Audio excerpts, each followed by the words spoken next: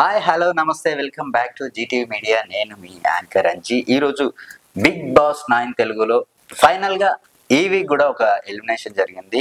Elimination last week నాకు చెప్పినట్టుగానే హరీష్ గారు ఎలిమినేషన్ అయిపోయారు. నేను ఒక 3 మెంబర్స్ చెప్పాను.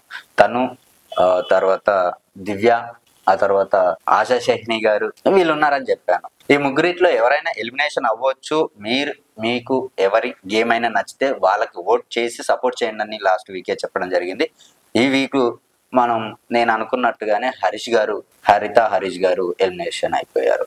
మనం అనుకున్నట్టుగానే హరీష్ గారు ఎలిమినేషన్ అయిపోయారు.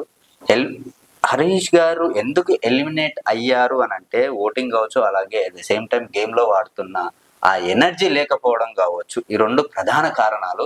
ఎందుకంటే లాస్ట్ వీక్ ఎప్పుడైతే ఒక టాస్క్లో అతను ఎలిమినేట్ చేసిన తర్వాత తను మూడిగా ఉండడం, ఒక 2 రోజులు అన్నం తినకపోవడం, తర్వాత అందరితో కలిసి ఉండకపోవడం, అందరినీ కలుపుతూ వెళ్ళకపోవడం, ఇలాంటివన్నీ జరుగుతూ ఉన్నాయి లాస్ట్ వీక్ అంతా. లాస్ట్ వీక్ మొత్తం గేమ్స్ అన్ని చాలా బాగా ఆడారు. ప్రతి గేమ్లో ఎనర్జీ కనిపించింది. అందరూ అప్పుడే గేమ్లో పార్టిసిపేట్ చేయడం, ఆ తర్వాత ఎంబడే మంచిగా అవ్వడం, ఆ తర్వాత అందరిని కలుపుకొని వెళ్ళడం, ఇలాంటివి లాస్ట్ వీక్ అంతా టాస్క్లన్నీ నాకు కొంచెం బాగా అనిపించాయి. ప్రతి టాస్క్లో అందరు బాగానే పార్టిసిపేట్ చేశారు. వ్యక్తిగతంగా కాదు, నీ కోసం నువ్వు గేమ్ ఆడుతున్నావా లేదా అనేది మాత్రం ఒక క్లారిటీకి వచ్చారు. ఫ్రెండ్షిప్పే, టాస్కే అంటారు కదా, తమ్ముడే ప్యాకెట్నే అని. సో అలా మంచిగా టాస్క్లు ఆడడము, ఫైర్ అవ్వడము, ఆ తర్వాత మళ్ళీ ఎంబడే కలిసిపోవడము, ఇవన్నీ బాగా అనిపించింది. లాస్ట్ వీక్ ఎపిసోడ్స్ అన్నీ నాకు కొంచెం బాగా అనిపించాయి. రీతు కావచ్చు, రాము రాథోడ్ కావచ్చు, ఆ తర్వాత మన సుమన్ శెట్టి గారు కావచ్చు, భరణి గారు కావచ్చు, వీళ్ళందరూ వాళ్ళ టాస్క్లలో సూపర్గా ఆడారు. తర్వాత మన తనుజ గారు మాత్రం ఎమోషనల్ అనేది ఇంకా తగ్గలేదు. తనుజ గారి గురించి ఎంత చెప్పినా తక్కువే అనిపిస్తుంది. ఎందుకంటే ఆ అమ్మాయి అమాయకత్వం, ఆ క్యూట్నెస్, ఎంబడెంబడే ఎమోషనల్ అవుతూ ఉంటారు ఆ గేమ్లో. అది గేమ్ అని తెలిసినప్పటికీ కొన్ని పాయింట్స్కి బాగా హట్ అయిన తర్వాత ఎమోషనల్ అయిపోవడం, దానికి ఈ వీక్ అంతా రీతు పక్కనే ఉండడం, దాంతో వాళ్ళ బాండింగ్ కొంచెం ఎక్కువ అయిపోయింది. సో ఎంబడే మళ్ళీ ఇమాన్యుల్ అందులో ఎంటర్ అయిపోవడం, ఆమె విషయాల్లో ఎంటర్ అయిపోయి మళ్ళీ వాళ్ళ క్యారెక్టర్స్ ని బయటికి తీసుకురావడం, ఏదైతే హస్బెండ్ అండ్ వైఫ్ అనుకుంటున్నారో ఆ వర్డ్స్ ని ఆ క్యారెక్టర్ లోకి వెళ్ళిపోయి ఇమాన్యుల్ ఎంబడే ఆ బాధల్లో నుంచి బయటికి తీసుకురావడం అనేది చాలా మంచి విషయం. దానికే ఈ వీక్ గోల్డెన్ స్టార్ ఇచ్చారు ఇమాన్యుల్ కి. మనోడు మంచి ఎంటర్టైన్మెంట్ చేస్తుండు, గేమ్ కూడా ఆడుతుండు. ఇక లాస్ట్ వీక్ లో చెప్పినట్టు తన లవ్ స్టోరీ గురించి చూడంగా మాట్లాడాడు. ఎవరికి తెలియని సీక్రెట్ మాకు తెలియాలి అని అంటే అందులో తనకున్న పర్సనల్ లైఫ్ గురించి, తనకున్న లవ్ గురించి చెప్పేయడం. ఇంకా తర్వాత అమ్మాయి కోసం బాధపడడం, నేను మిస్ అవుతున్నాను, ఇప్పుడు తెలుస్తుంది, నేను బయట ఉన్నప్పుడు నేను పట్టించుకోలేదు, కానీ ఇక్కడికి వచ్చిన తర్వాత నేను ఎలా అందరిని మిస్ అవుతున్నానో ఆ పాయింట్ అనేది నాకు అర్థమైంది. నేను నీ స్థానంలో ఉండి నేను ఆలోచించలేకపోయాను. మిస్యూరా బయటకు రాగానే డెఫినెట్లీ నేను ఈ కప్పు నీ కోసమే కొట్టుకొని తీసుకొస్తానని చెప్పడం చాలా ఇంట్రెస్టింగ్ గా అనిపించింది. ఇక హరీష్ గారి గురించి రావాలి అని అంటే, హరీష్ గారు ఎందుకోసం ఎలిమినేట్ అయ్యాడు అనేది నా డైల్యూషన్ అవ్వలేదు. ఎందుకంటే లాస్ట్ వీక్ లో, అంతకు ముందు వీక్ బాగానే ఉన్నాడు. లాస్ట్ వీక్ ఆ మూడితనం అనేది తనకు పెద్ద ఎఫెక్ట్ అయింది. ఆ మూడిగా ఉండడం. కొన్ని క్యారెక్టర్స్ ఉంటాయండి, ఆ క్యారెక్టర్స్ ఎలా ఉంటాయంటే నేను ఇది అనుకున్నాడంటే అందులో బ్రతికేస్తాడు అంతే. తన క్యారెక్టర్ చాలా డిఫరెంట్ క్యారెక్టర్. తను ముక్కుసూటిగా మాట్లాడతాడు. ఎంత స్ట్రైట్ ఫార్వర్డ్ అంటే హ్యాండ్సప్ చెయ్యొచ్చు ఆయనకి. ఎందుకంటే అలా చాలా తక్కువ ఉంటారు. మొహం వెనకాల ఒకలాగా, మొహం ముందర ఒకలాగా ఉండడం నాకు తెలీదు. స్ట్రైట్ ఫార్వర్డ్ ఉంటాను. నాకు ఏది అనిపిస్తే అది చేస్తాను, ఏది అనిపిస్తే అది చెప్తాను. అదే నా క్యారెక్టర్. అలాంటి వాళ్ళని ఈ సొసైటీ 90% యాక్సెప్ట్ చెయ్యదు. ఎందుకు చెయ్యదు అని అంటే, మాస్క్ వేసుకొని బతికేయాలంటారు. అసలు ఈ మాస్క్ వేసుకొని ఎన్ని రోజులు బతుకుతారండి ఈ సొసైటీలో? మనం అనుకుందాం, ఆర్టిఫిషియల్ లవ్, ఆర్టిఫిషియల్ బంధాలు, ఆర్టిఫిషియల్ ఎవ్రీథింగ్ ఆర్టిఫిషియల్ ఉన్నప్పుడు ఇక నువ్వు నటిస్తూ బతుకుతున్నావే తప్ప నీ ఓన్ క్యారెక్టర్ అనేది ఎక్కడుంది? తనకి ఎన్ని వెన్నుపోట్లు తగిలితే, తనకి ఎన్ని అనుభవాలు జరిగితే, తనకి ఎంత కఠినంగా ఉంటే ఆ క్యారెక్టర్లోకి వెళ్ళిపోతాడు. మైండ్ సెట్ అనేది ఒకేసారి ఫిక్స్ అయిపోతుందండి. తనకు ఎంత దారుణమైన అన్యాయం జరిగితేనో ఈ సొసైటీలో నేను నిజాయితీగా ఉన్నా నాకంటూ సపోర్టింగ్ లేదు అని ఫిక్స్ అయిపోయి ఉంటారు.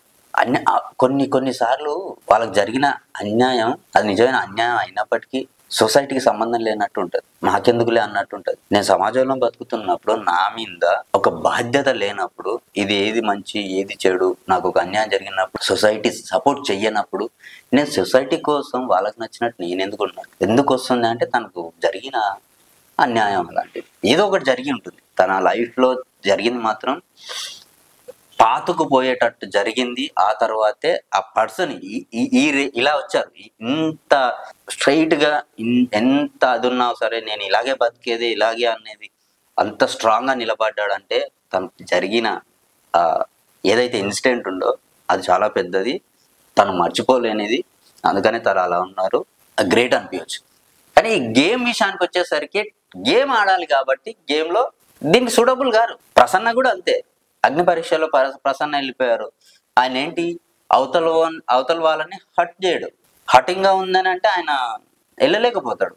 సో అదొక మెంటాలిటీ. ఆయన ఆడాలన్న ఇంట్రెస్ట్ ఉన్నప్పటికీ, ఆడాలన్న ఒక మంచి ఆలోచన ఉన్నా, ఫిజికల్ గా మెంటల్ గా ఉన్నా కొంతవరకు అవతల వాళ్ళని హట్ చేయకూడదు అన్నట్టుగా ఉంటుంది చూడండి. అక్కడ తనకు బ్యాడ్ మార్క్స్ వచ్చినాయి. అదొక రకమైన క్యారెక్టర్. సో ఇందులో ఇది సూటబుల్ కాదు, నువ్వు రియల్ హీరో అని చెప్పేసి అగ్ని పరీక్షలు ఎలాగైతే వాళ్ళు శ్రీముఖి కావచ్చు, నవదీప్ కావచ్చు, వీళ్ళందరూ చెప్పి ఎలాగైతే అతన్ని ఎలిమినేట్ చేశారు, ఇది కూడా అంతే. ఇలాంటి మెంటాలిటీ వాళ్ళు వీళ్ళందరి మధ్యలో ఉండలేడు. అలా ఉండాలని ఫిక్స్ అవ్వడం ఆయన కరెక్ట్ అయినప్పటికీ ఆయన ఒకరినైతే ఇబ్బంది పెడతలేడు కదా, ఇంకొకరినైతే ఏమి అన్యాయం చేస్తలేడు కదా. అది తన క్యారెక్టర్, అందులో నిలబడ్డాడు. That is Harish. అంత చాలా రియల్ క్యారెక్టర్ పర్సన్. బట్ అది ఎందుకంటే ఈ సొసైటీ ఎలా ఉందంటే అండి, నిజాన్ని ఎప్పుడు డైల్యూషన్ చేసుకోరు, నిజాన్ని యాక్సెప్ట్ చేయరు. అబద్ధాలు చెప్పే వాళ్ళని యాక్సెప్ట్ చేస్తారు. అది పొలిటీషియన్ కావచ్చు, యాక్టర్స్ కావచ్చు, బిజినెస్ కావచ్చు, ఏదైనా సరే. దీనికి కొంచెం అతను సూటబుల్ కాదని చెప్పేసి ఎలిమినేషన్ జరిగింది. అయినా కానీ హరీష్ ఏ మాత్రం బాధపడకుండా, ఏ మాత్రం తడబడకుండా బయటకు వచ్చేసిండు. ఎస్ సార్, ఇది నా లైఫ్లో ఒక మంచి ఆపర్చునిటీ, చాలా మంచిగా అనిపించింది అని చెప్పేసి సంతోషంగా చెప్పాడు. That is Harish. ఇది ఆయన గురించి నేను చెప్పాలని అనుకున్న విషయాలు. ఎందుకంటే చాలా మందికి వీడు అట్లుంటాడు, ఇట్లుంటాడు, వీడెందుకు అనిపిస్తాడు అన్నట్టుగా బయట చాలా మంది పోర్ట్రేట్ చేయొచ్చు. కానీ ఎవరు ఎంతమంది బ్యాడ్గా నెగిటివ్గా పెట్టినా కూడా తన వరకు తను 100% రైట్. తను తీసుకునే డిసిషన్ కావచ్చు, సొసైటీకి కానీ అవతల వ్యక్తికి కానీ సమాజంలో బతున్నప్పుడు ఇతరులకు హామీ చేస్తేనే అది తప్పు. నీవు శిక్ష చేసుకోవడం తప్పు కాదు, నీవు నీలా బతకాలనుకోవడం తప్పు కాదు. అదే నీ రియల్ క్యారెక్టర్. బతుకున్నప్పుడే కాదు, చచ్చిన తర్వాత అవడంగా శభాష్ అంటారు చూడు, అది కదా అసలైన పర్సన్. ఈ వారం ఎలిమినేట్ అయ్యాడు కాబట్టి ఎలిమినేషన్ గురించి ఎక్స్ప్లెయిన్ చెయ్యాలి కాబట్టి తన గురించి ఉన్న ఒపీనియన్ నేను మీతో షేర్ చేసుకుంటున్నాను. Thanks for watching. నా వీడియోస్ మీకు నచ్చినట్టయితే ప్లీజ్ సబ్స్క్రైబ్ చేయండి. ప్రతి వీడియోకి మినిమం లైక్స్ ఎక్స్పెక్ట్ చేస్తున్నాను. ఈ వీడియోకి 100 లైక్స్, 50 కామెంట్స్. ప్లీజ్ నా వీడియో అయినా మీకు నచ్చినట్టయితే కామెంట్ చేయండి. అలాగే హరీష్ గురించి మీరేమనుకుంటున్నారో కామెంట్ బాక్స్లో చెప్పండి. నచ్చితే వీడియో షేర్ చేయండి. Thanks for watching. By. This is Anji signing off.